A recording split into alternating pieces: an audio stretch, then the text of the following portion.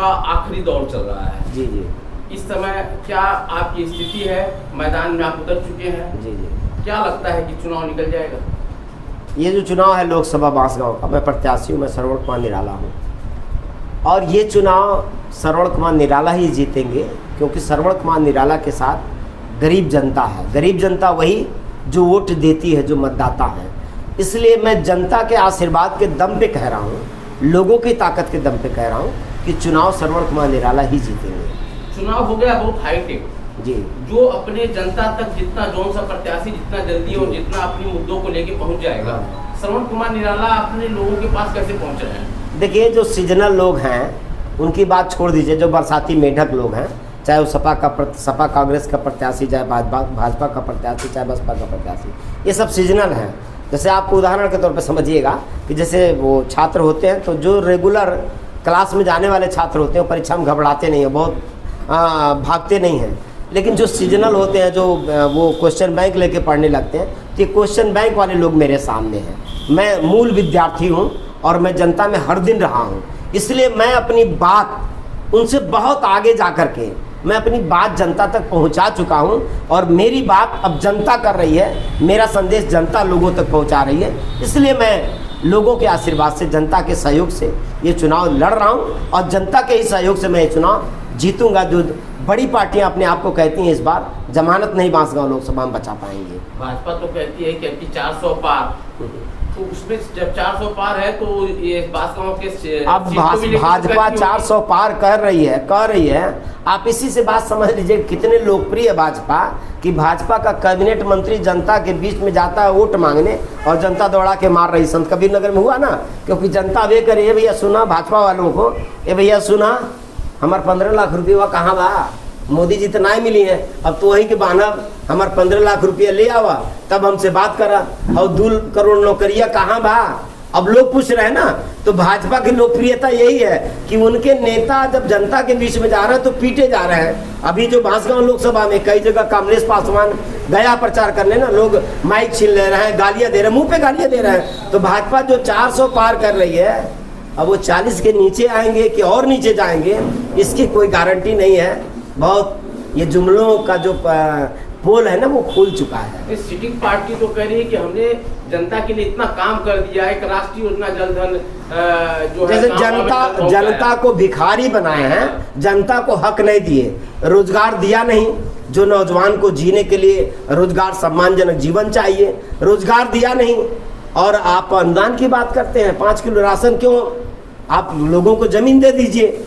Ration आपको थोड़ा भिखारी थोड़ी है कि 5 किलो के लिए जाके रोज कोठेदार के यहाँ गरीब लोग जो है जाके लाइन लगा रहे हैं। आप, ये सरकार हक नहीं दे रही है, अधिकार नहीं दे रही है, और ये सरकार भिखारी बना रही है। तो जनता समझ रही है, अब जनता भिखारी नहीं बनेगी, जनता को मालिक श्रवण कुमार निराला बनाएंगे।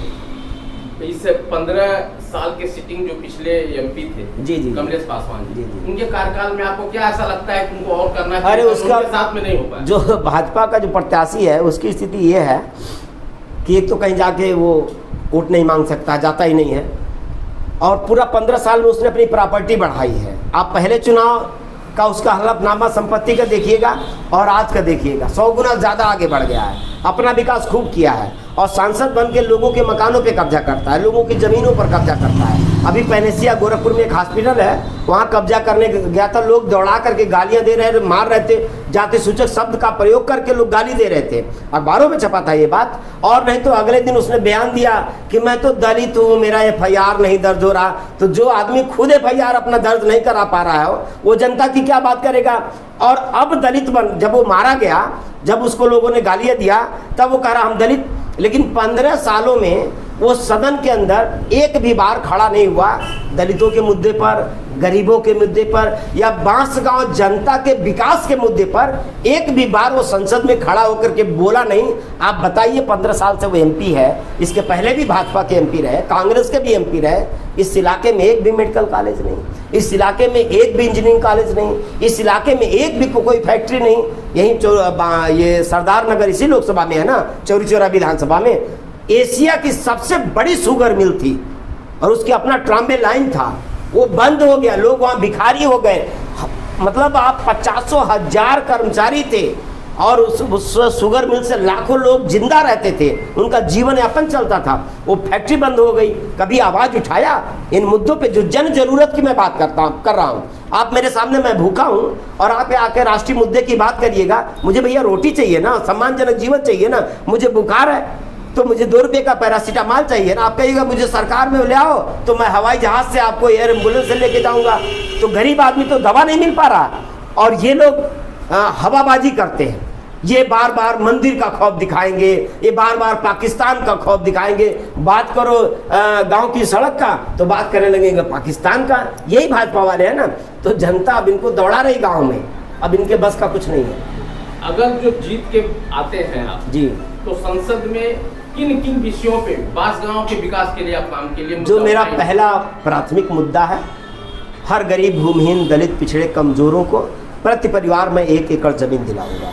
दूसरा, हर बेरोजगार नौजवान, ये मेरा घोषणा है, मैंने पर्चे में छापा है, मैं डंके की चोट पे कह रहा हूँ, और ये सब काम मैं 1 महीने के अंदर करा के दिखा दूंगा। मैं वो आदमी हूँ, मैं बाबा साहब डॉक्टर अम्बेडकर की औलाद हूँ। अकेला बाबा साहब डॉक्टर अम्बेडकर ने गरीब, दलितों, पिछड़ों को अधिकार दिलाया, मैं भी दिला के दिखा दूँ। मैं अपने मन से थोड़ी बात कर रही हूँ, बाबा साहब के संविधान के आधार पर बात कर रही हूँ। बाबा साहब ने उसकी व्यवस्था दिया, मानवर काशीराम साहब ने इस पर नारा लगाया, जो जमीन सरकारी है वो जमीन हमारी है। और उसके साथ बेरोजगारी भत्ता की जो मैं बात कर रहा हूँ कि 30,000 रुपया प्रति व्यक्ति, प्रति नौजवान बेरोजगारी भत्ता, और जितने भी दवाई फ्री होगी, पढ़ाई फ्री होगी, ये हमारा मुद्दा है।